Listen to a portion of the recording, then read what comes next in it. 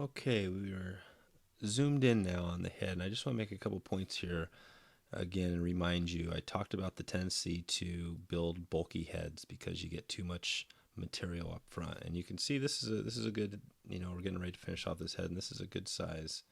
It hasn't become really bulky. Got a little bit to clean up here to make it look good.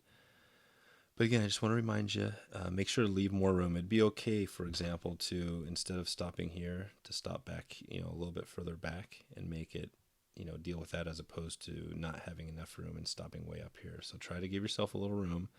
And as you finish wrapping the hackle, we might be also adding a wing on top of this. We're not for this fly. I'll show you that later. But you might be adding a wing, other crystal flash stuff that just keeps building, building, building, and that's where this head can get really big. This one's pretty straightforward because we don't have a lot of material here.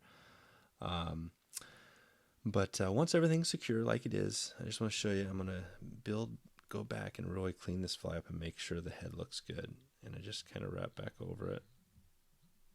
And I'm just going over my same thread. And what you try to go for is, most flies like kind of a bullet shaped.